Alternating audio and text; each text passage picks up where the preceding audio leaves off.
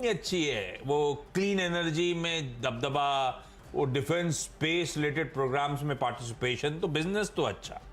इसके साथ मैं कई बार कह चुका, इशू मुझे एक ही आता है, वो कुछ प्रमोटर एंटिटीज जो कि कोर फैमिली को नहीं बिलोंग करती, उनकी तरफ से सेलिंग वाला इशू था, वो अब काफी दिन से थमा हुआ है, तो ये पहला पॉजिटिव था।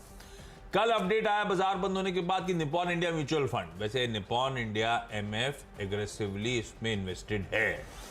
अपडेट ये था कि पिछले over a period of time और 30,000 प्लस शेयर्स इन्होंने एक्यूमुलेट कर लिए और इनकी होल्डिंग अब 60% के ऊपर एमतार टेक्नोलॉजीज में पहुंचती हुई, तो खबर तो अच्छी है। ये दिग्गज फंड और बाइंग कर रहा है इन लेवल्स के आसपास इस स्टॉक में।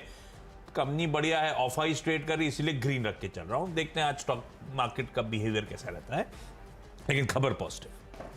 कितने बताया तीन आपने? बताया, तीन बताया, ओके। मैं चार बताता हूँ एक टाइप। ठीक है।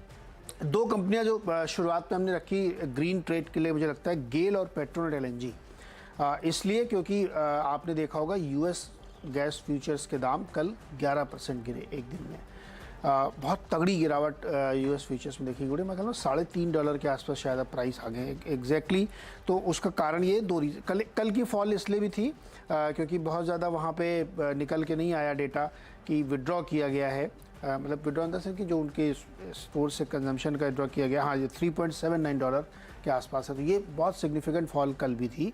तो उसका फ़ायदा कैसे होगा इन लोगों को, क्योंकि हम जो गेल ये सब कंपनीज है ना, ये इंपोर्ट करके लाती हैं गैस और उसके बाद फिर यहाँ भारत में बेचती हैं। तो आपको याद होगा जब पिछली बार गैस के दाम बहुत ऊपर गए थे तो उन सबको बड़ा नुकसान हो रहा था क्योंकि स्पॉट प्राइसेस तो $45-50 तक चले गए थे।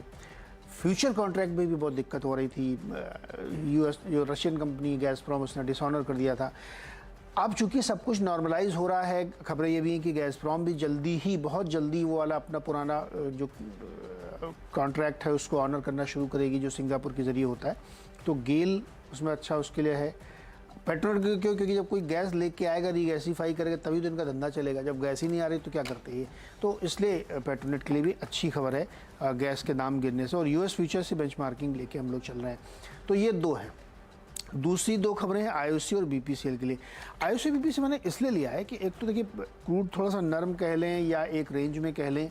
कल भी हमने बताया था कि डिमांड अब दिसंबर में गिरने के बाद पिकअप कर रही है।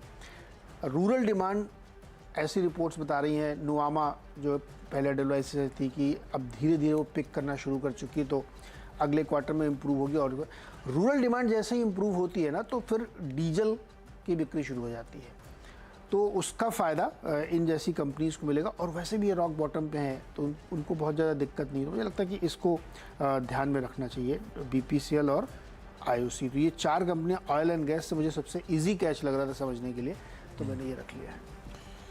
नहीं मिल रही थी खबरें तो ढूंढना शुरू करी। मेहनत करनी। तो कल सिगाची इंडस्ट्रीज का देर शाम को अपडेट आया। सिगाची